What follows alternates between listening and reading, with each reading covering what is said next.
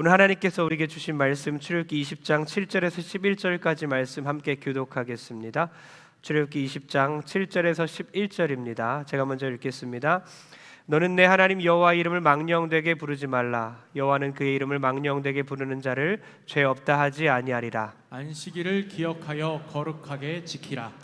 엿새 동안은 힘써 내 모든 일을 행할 것이나 일곱째 날은 내 하나님 여호와의 안식일인즉 너나 내 아들이나 내 딸이나 내 남종이나 내 여종이나 내 가축이나 내 문 안에 머무는 객이라도 아무 일도 하지 말라.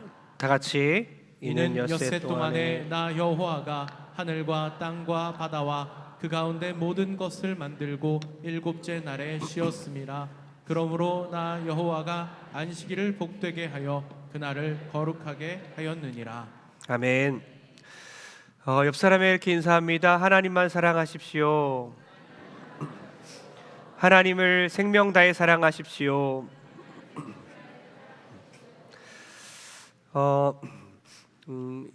지난주에도 제가 이제 주례를 했었는데요.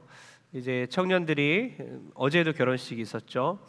우리 젊은 우리 자녀들이 이제 결혼을 하기 시작했고 결혼 서약을 서로에게 결혼 서약을 다짐하면서 평생 동안 사랑하기로 그렇게 결단을 하죠. 근데 기억나십니까? 결혼하신 분들 10년 전에 20년 전에 저도 한 13년 막 이렇게 됐는데 30년 전에 40년 전에 결혼했을 때 약속했던 거 기억나세요? 중요한 약속인데 기억 안 나세요? 이렇게 약속하지요. 비가 오나 눈이 오나 슬플 때나 기쁠 때나 사랑하겠습니까? 글쎄요. 그런 사람 아무도 없지요. 검은 머리가 팥뿌리가 될 때까지 사랑하겠습니까? 하는 거 봤어요. 살아보고요. 생각해 볼게요. 하는 사람 아무도 없어요. 드라마에서나 그렇게 나오지 실제로는 네 알겠습니다 네 하고 결단을 하지요. 그럼 미래에 대해서 어떤 일도 아직 벌어지지 않았지만 서약을 하는 이유는 그 결혼을 시작으로 서약을 통해서 이제 평생 그렇게 사랑하겠습니다 라고 약속을 하는 거죠. 내가 당신을 사랑합니다, 사랑하고 있습니다 라고 우겨서 그 사랑을 증명하는 게 아니라 고생하는 아내의 손을 쓰다듬음으로써 힘든 처진 어깨, 남편의 어깨를 붙잡아 줌으로써 증명하는 거죠. 조용히 집안일을 함께 함으로써 아내를 사랑하는 것이 진짜임을 증명하는 겁니다. 여러분 목숨 걸고 사랑한다라고 이렇게 선포하는데요. 목숨 걸고 사랑하지 마십시오. 그냥 이해 안 갈 때 양보하고 힘들 때 위로해주고 화낼 때 들어주고 그 정도만 하지 뭘 목숨까지 겁니까? 사랑한다는 것은요 말이 아니라 행동이라는 것입니다. 그러니까 사랑은 명사형도 있지만 동사형이 있잖아요. 사랑은 명사가 아니라 동사입니다. 행동하는 거예요. 마찬가지로 내가 하나님을 사랑하는가?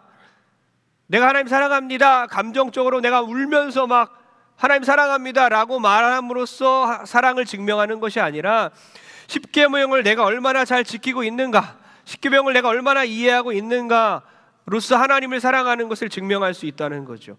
요한복음 14장 21절에 이런 말씀이 있죠. 나의 계명을 지키는 자라야 나를 사랑하는 자니 나를 사랑하는 자는 내 아버지께 사랑을 받을 것이요 나도 그를 사랑하여 그에게 나를 나타내리라. 그 뭐라고요? 나의 계명을 지키는 자라야 나를 사랑하는 자다라고 말씀하세요. 나의 계명을 잘 지키는구나. 그래, 너 정말 나를 사랑하는구나. 그러니까 우리가 십계명을 잘 지켰을 때에 하나님께서 너 정말 나를 사랑하는구나 라고 인정해 주시는 겁니다. 여러분 제3계명과 제4계명 나는 얼마나 잘 지키고 있는가? 오늘 말씀을 통해서 다시 한번 나의 신앙을, 나의 사랑을 점검해 보시고 정말 내가 하나님을 사랑하고 있는가? 다시 한번 깨닫고 결단하는 시간 되길 바랍니다. 우리는 지난주에 이렇게 배웠죠. 첫 번째부터 네 번째까지 계명은 누구를 사랑하는 거죠? 하나님 사랑. 다섯 번째부터 열 번째까지 누구 사랑하는 거죠? 이웃 사랑. 전부 다 사랑이라는 주제로 묶여 있습니다. 하나님 사랑, 이웃 사랑. 그리고 지난주에 첫 번째와 두 번째 계명을 배웠어요. 첫 번째, 네 번째 다 하나님 사랑하는 건데, 첫 번째는 사랑의 대상, 바로 하나님만 사랑하라. 두 번째는 사랑의 방법, 하나님이 원하는 방법대로, 방법도 하나님이 원하는 대로 내 마음대로 사랑하는 게 아니라 하나님 원하는 방법으로 사랑해라. 제가 월요일부터 목요일까지 태국에 답사를 다녀왔습니다. 여러분께서 많이 기도해 주시고 응원해 주셔서 우리가 9월 21일에 25명, 26명이 가지요.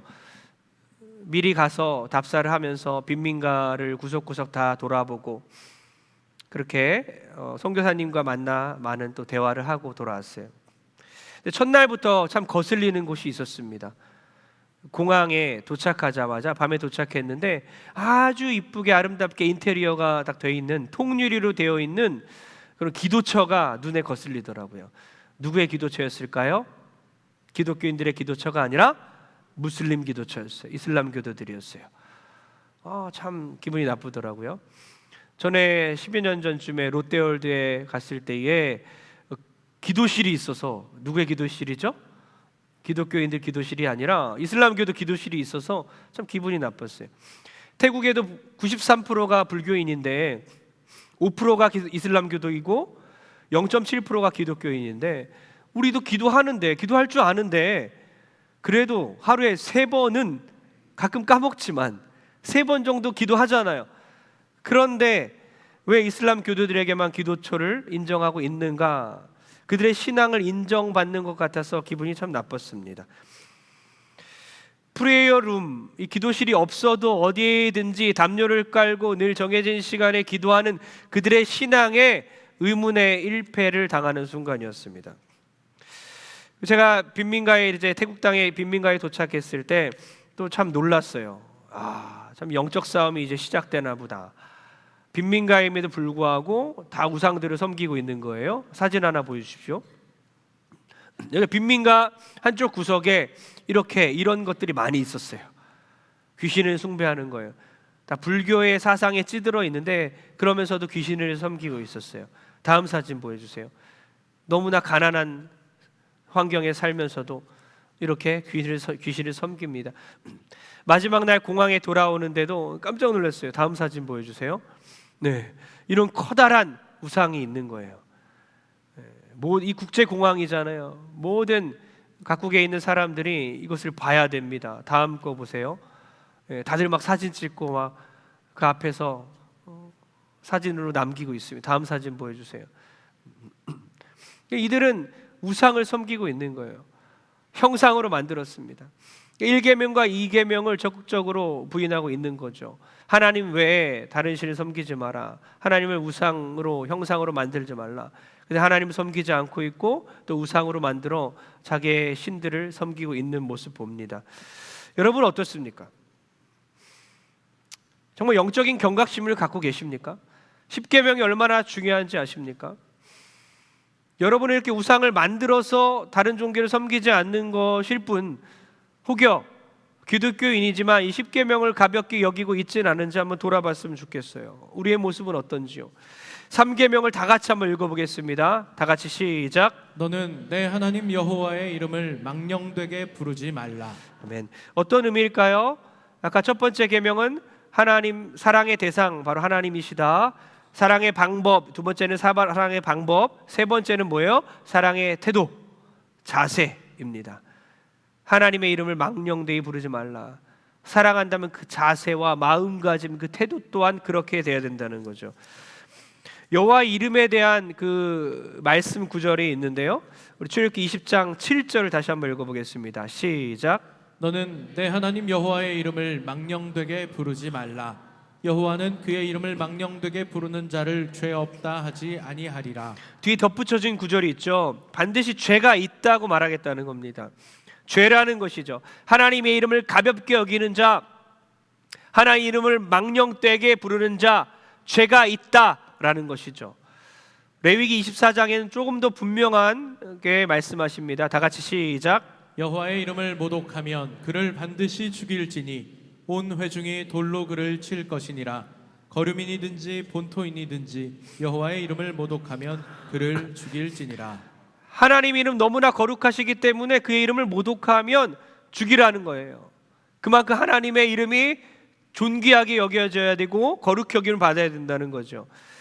자신의 어떤 부정적인 행위를 합리화하기 위해서 하나님의 이름을 마구 불러대고 헛된 맹세를 하기 위해, 거짓 맹세를 하기 위해 하나님을 부르고 그의 이름을 마음대로 그렇게 부르는 것을 금지하는 계명입니다. 근데 생각해 보십시오. 하나님의 이름이 있습니까? 이름은 뭐예요? 하나님께서 아담에게, 동물들에게 이름을 붙여주라고 하잖아요. 아담이 하나님의 이름을 만들어주진 않잖아요.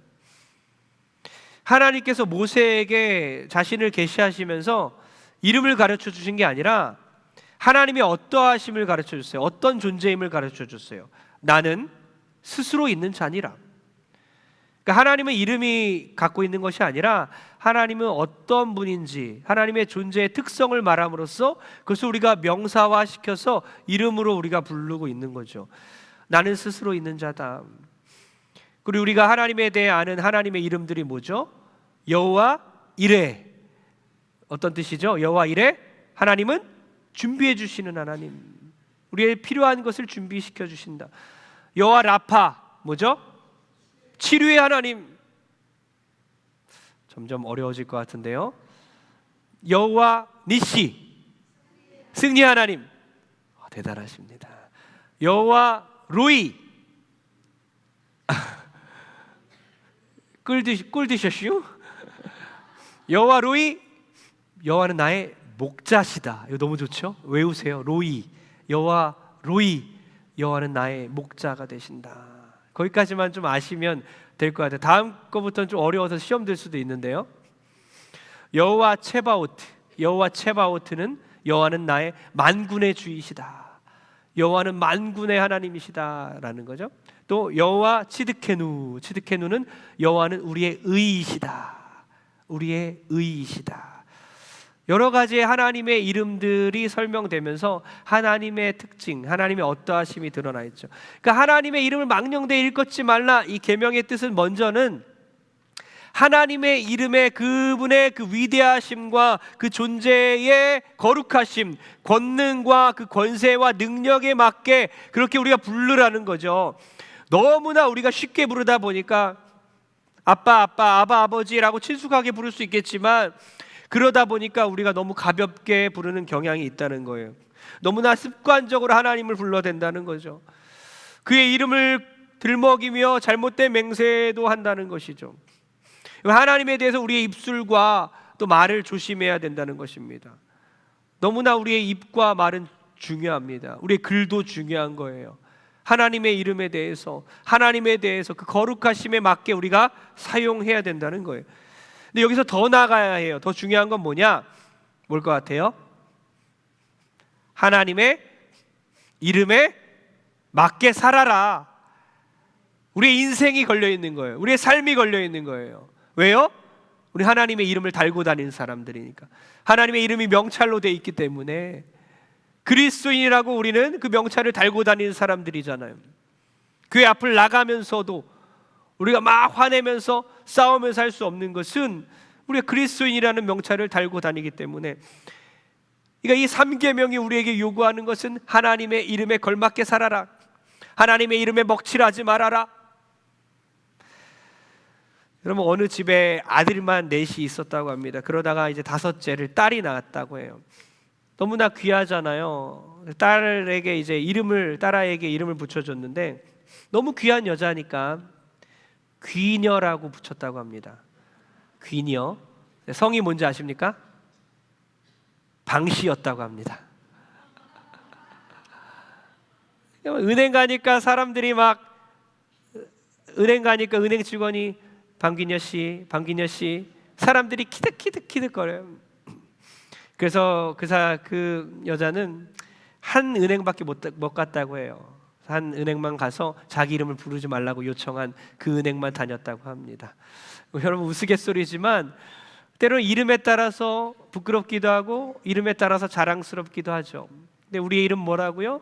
우리의 이름, 진짜 이름은 그리스도인이라는 거예요. 하나님의 자녀라는 거, 하나님의 아들 딸로서 살아가는 진짜 우리의 명함이 있고 명찰을 달고 다니는 사람들인 거예요. 그 이름 그리스도인이라는 것이 여러분 부끄럽습니까? 그리스도인으로 살아가는 것이 자랑스럽습니까? 하나님의 이름을 부르면서 그 이름에 일치하게 살았을 때에 하나님의 이름을 우리가 존귀케 여기는 것이고, 하나님의 우리가 그리스도인으로 살아가지 못할 때에, 그 이름에 일치하지 살지 못할 때에 하나님의 이름을 망령되게 일컫는 거라는 거죠. 그래서 어쩌면 이 3계명이 가장 지키기 어려운, 너무나 부담스러운 계명이 될 수 있어요. 우리의 전생에 걸쳐서 하나님의 이름대로 살아야 되는 거예요. 하나님의 이름을 증거하며 우리의 인생을 그렇게 살아내야 되는 거예요. 그러니까 이 3계명은 너무나 어렵죠. 그리고 제가 아주 기뻤을 때가 있는데요, 지금 돌아보니까 군대 갔을 때, 군대에서 1병 2등병 때에 저희 바로 선임한테 인정을 받았을 때요, 선임은 예수님 믿지 않는 사람인데 저의 모습을 보고 행실을 보고 저한테 이랬어요. 나는 많은 기독교인을 봤는데 너는 진짜 크리스찬인 것 같아. 너는 진짜 기독교인인 것 같아. 그때 잠깐 너무나 기뻤어요. 하나님의 이름을 내가 드러내는 것 같아서, 그에게 하나님께 영광 돌린 것 같아서 너무 기뻤는데, 상병 병장 되니까 점점 변하더라고요. 완전 타락하게 되더라고요. 지금 돌아봅니다, 저의 모습을. 지금도 내가 나의 모습으로 살아가면서 이 모습 그대로 하나님께 영광 돌리고 있는가? 세상 사람들이 보기에 우리가 성경적으로 살아가야 되고 정말 부정부패가 아니라 정직하게 살아내야 되는데, 그 모습을 보면서 그들이 하나님께 영광을 돌리는 거예요. 성경에 있지도 않은 것을 막 철학으로 삼아서 하는 것이 아니라 정말 성경 말씀대로 살아갈 때에 세상 사람들이 그 모습을 보고 우리의 섬김의 모습과 사랑의 모습과 무례하지 않고 따뜻하고 예의 있고 희생하는 모습 속에서 하나님께 영광 돌리는 것입니다. 여러분 돌아봤으면 좋겠어요. 저도 제 모습을 돌아봅니다. 목사라는 것을 누군가에게 들켰을 때에 막 깜짝깜짝 놀라는가? 아니면 내가 그동안 사랑으로 대했기 때문에 아무렇지도 않은 것인가? 여러분도 함께 돌아보는 여러분 됐으면 좋겠어요. 여러분, 알렉산더 대왕이 자기의 휘하에 알렉산더라는 병사가 있었다고 합니다. 동명이인인 거죠. 그 병사는 형편없는 생활을, 그런 삶을 살고 있었대요. 그러면서 알렉산더 대왕의 이름에 먹칠을 하고 있었다고 합니다. 어느 날 그 병사가 군법 회의에까지 회부되었습니다. 알렉산더 대왕이 그를 최종 신문하고 있었어요. 너 이름이 뭐냐? 알렉산더입니다. 아니 너 이름이 뭐냐고? 알렉산더입니다. 알렉산더 대왕이 화가 났습니다. 너 이름이 뭐냐고 내가 묻지 않느냐? 그 병사는 똑같이 대답했습니다. 저는 알렉산더입니다. 알렉산더 대왕이 화가 나서 이렇게 말했습니다. 너는 앞으로 너의 이름을 바꾸든지 아니면 너의 행실을 고치든지 둘 중 하나를 해라. 여러분 성도님들 어떻습니까? 그리스도로 살아가면서 하나님의 이름에 먹칠을 하고 있습니까? 아니면 하나님의 이름을 아름답게 드러내고 있습니까? 어쩌면 하나님께서 여러분에게 이제 그리스도로 살지 마라, 나의 이름을 말하지 마라 라고 한다면 얼마나 우리가 괴롭겠습니까?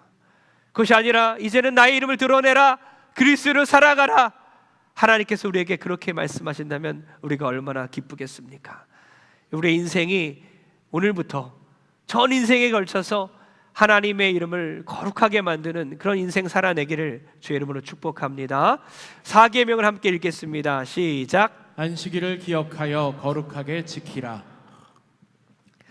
안식일을 기억하여 거룩하게 지키라. 사랑의 샘플을 말합니다. 첫 번째는 사랑의 대상, 두 번째는 사랑의 방법, 세 번째는 사랑의 태도, 그리고 네 번째는 사랑의 샘플, 사랑의 모범이라는 거죠. 이렇게 살라는 것입니다. 그러니까 진정한 사랑이란 뭐냐? 어떻게 드러나느냐? 우리가 안식일을 거룩하게 지켰을 때 그 사랑이 가장 극명하게 드러난다는 것이죠. 내가 주의를 어떻게 지키고 있느냐가 하나님을 사랑하는지 사랑하지 않는지를 가늠할 수 있다는 것입니다. 내 뜻대로 내 마음대로 주의를 지키는 어떤 직분자들도, 어떤 목회자들도 하나님을 내가 사랑한다라고 확언할 수 없을 것입니다. 4계명 바로 사랑의 샘플이라는 거예요. 그럼 향수 1mg을 제가 며칠 전에 받아왔는데요. 향수 1mg을 무료로 준다고 해서 받아왔습니다. 이거가 1mg이지만 이 1mg을 통해서 향수 전체가 어떠한지를 미리 맛보고 알 수 있는 거죠. 맛보는 게 아니라 냄새로 알 수 있는 거죠.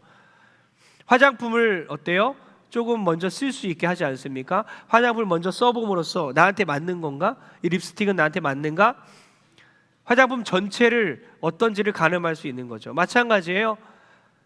이 안식일은, 이 주의를 지킨다는 것은요, 영원히 우리가 천국에서 누릴 영원한 안식의 샘플이라는 거예요. 하나님과 영원하게 우리가 교제할 영원한 교제를 먼저 맛보는 것입니다. 천국에 가서 우리 형제자매들이 함께 서로 사랑할 것을 미리 주일에 맛보는 거예요. 미리 누리는 것입니다. 주님과의 영원한 교제를 미리 누리면서 행복해하는 거예요. 그러니까 이 주일을 너무나 중요한 거죠. 하나님과의 천국에서 누릴 그 영원한 교제를 주일에 미리 맛보고 상상하고 기대하는 겁니다. 구체적인 명령은 무엇이냐?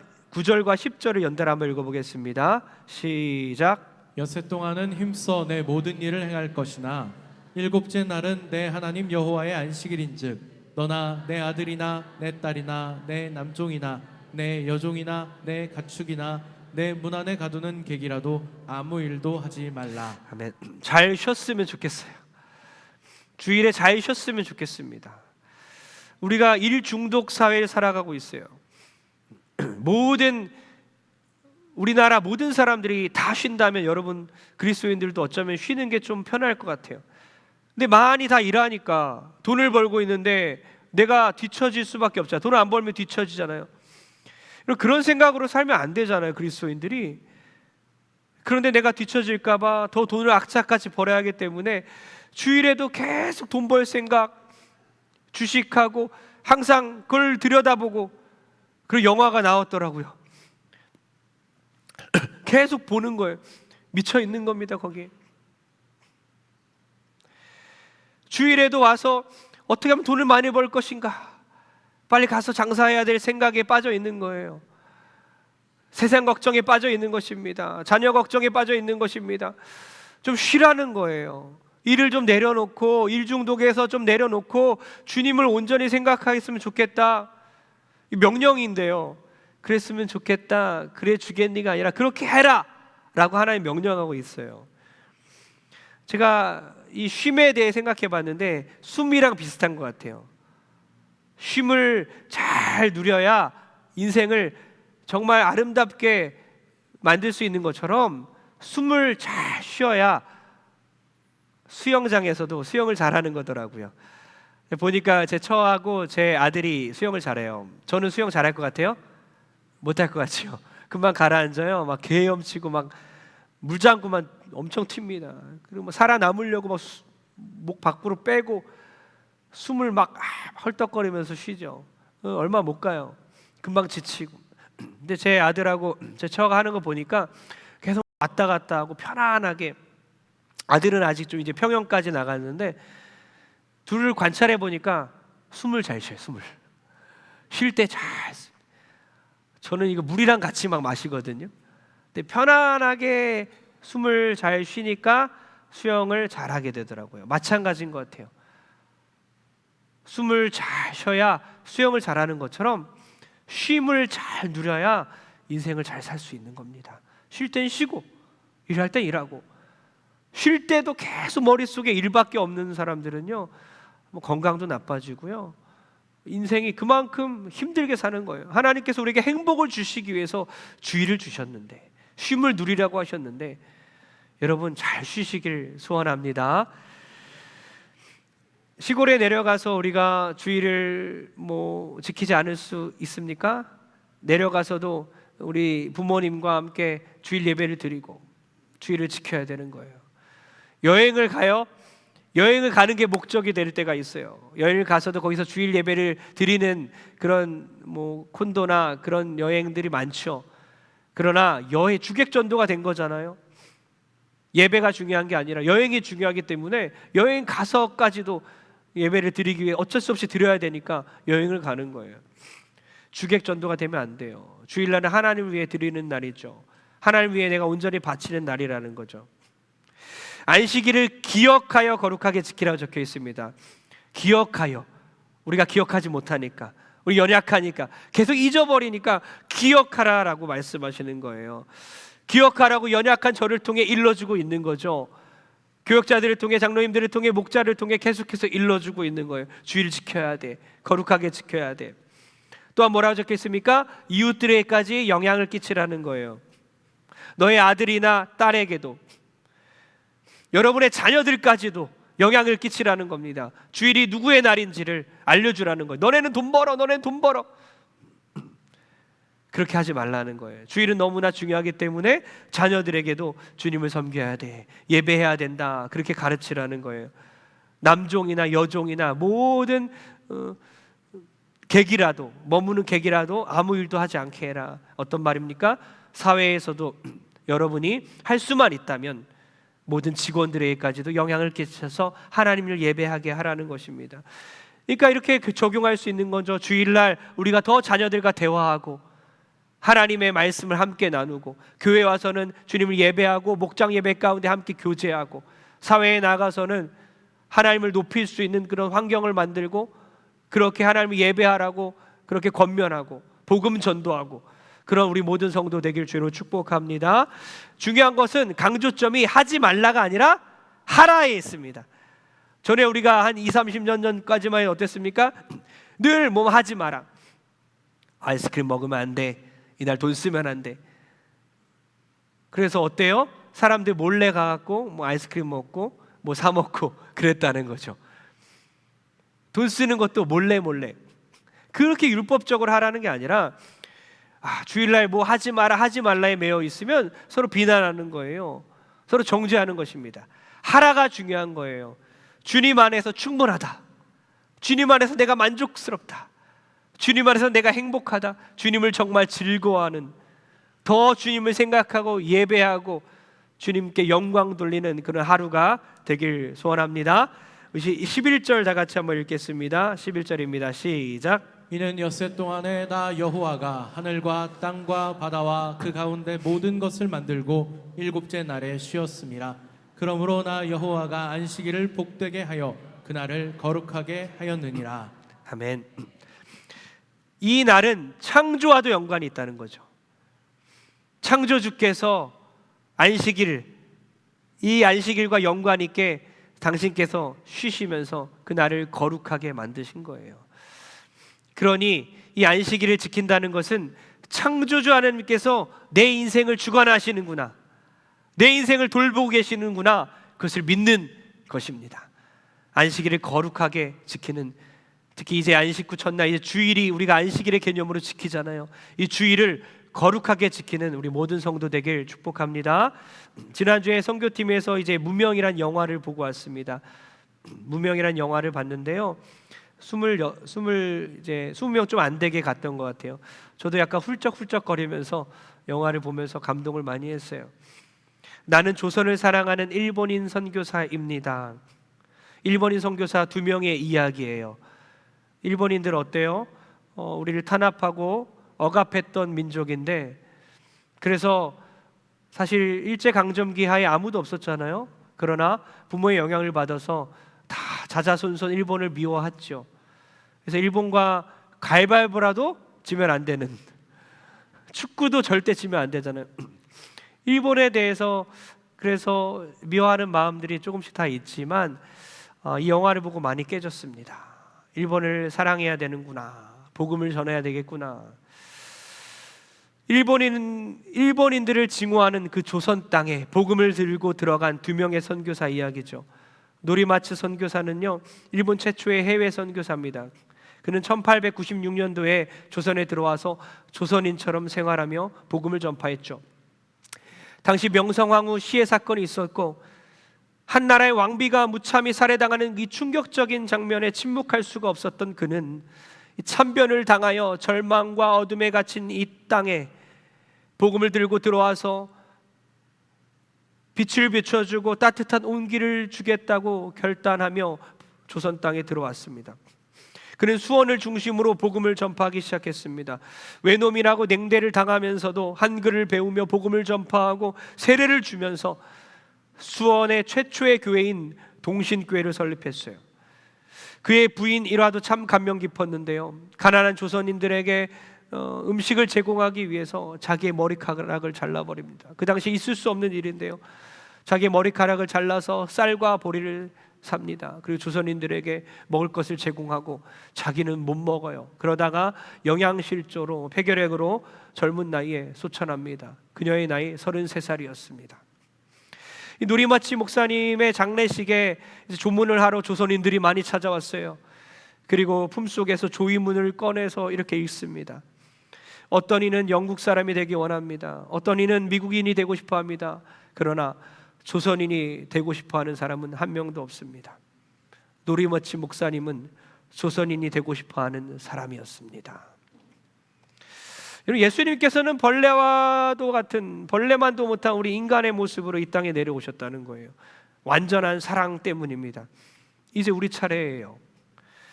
여러분, 제가 태국 선교에 가기에 앞서서 그들과 똑같이 될 수 있을까 생각해 봤어요. 태국인들을 사랑하시는 예수님의 마음을 내가 품을 수 있을까?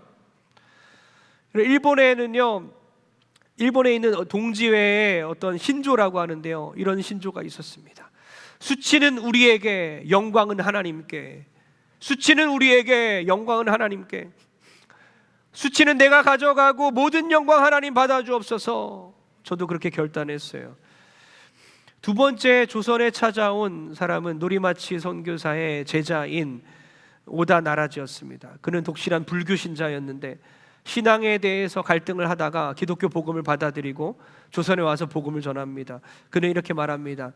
일본인인지는 중요하지 않다. 조선인인지도 중요하지 않다. 우리는 천국에 속한 사람이기 때문이다. 그러면서 이렇게 말합니다. 신사참배는 일계명을 어기는 것입니다. 신사참배가 종교행위가 아니라 국민의례라고 말하는 그 거짓말에 속지 마십시오. 신사참배하지 마십시오 하면서 외치다가 일본에 맞서 싸우다가 독립운동가들과 같은 감옥에 갇혀버립니다. 그리고 일본인에게 고문을 당하고 일본에 강제 추방을 당하죠. 이 영화의 마지막 말이 마음에 참 와닿더라고요.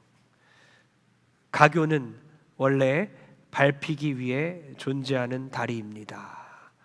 가교는 밟히면서 사람과 사람을 잇는 것이죠. 여러분, 예수님께서 짓밟힘으로써 하나님과 우리의 사이에 가교 역할을 하셨어요. 무참히 이 땅에 내려오셔서 짓밟힘으로써 우리를 구원하셨습니다. 우리도 우리를 위해 목숨을 바치신 예수님을 위해서 살아가야 할 줄 믿습니다. 우리도 누군가를 주님과 이어주는 가구 역할을 하는 것이 어떻겠습니까? 하나님과 우리의 자녀들 사이를 이어버리고 하나님과 우리의 이웃의 사이를 잇고 복음이 필요한 그 땅에 들어가서 하나님과 그 사람들과의 사이를 이어주는 것은 어떻겠습니까? 우리가 짓밟힘으로써, 우리가 섬김으로써, 우리가 희생함으로써 정말 하나님의 사랑이 필요한 곳곳에 우리가 들어가서 가교 역할을 감당하며 평생을 사는 우리 모든 성도 되기를 축복합니다. 이제 우리 이렇게 결단했으면 좋겠어요. 하나님을 사랑한다면 행동하십시오. 하나님의 이름에 걸맞는 그런 하나님의 거룩하신 이름에 걸맞게 살아내십시오. 하나님의 이름에 내 전생애를 걸고 하나님의 이름을 위하여 살아내시고 주의를 거룩히 지킴으로써 하나님께 영광 돌리는 우리 모든 성도 되길 주의 이름으로 축복합니다. 그리하여 하나님을 우리의 힘과 성품과 뜻을 다하여 목숨 다하여 사랑하는 우리 모든 성도 되길 주의 이름으로 축복합니다. 다 같이 기도하겠습니다. 기도할 때 하나님, 내 전생애를 주의 이름을 위하여 살게 도와주옵소서. 주의 이름이 망령되이 일컫지 않도록, 주의 이름이 높임을 받을 수 있도록 그렇게 살아내게 도와주옵소서. 다 같이 결단하며 기도하겠습니다.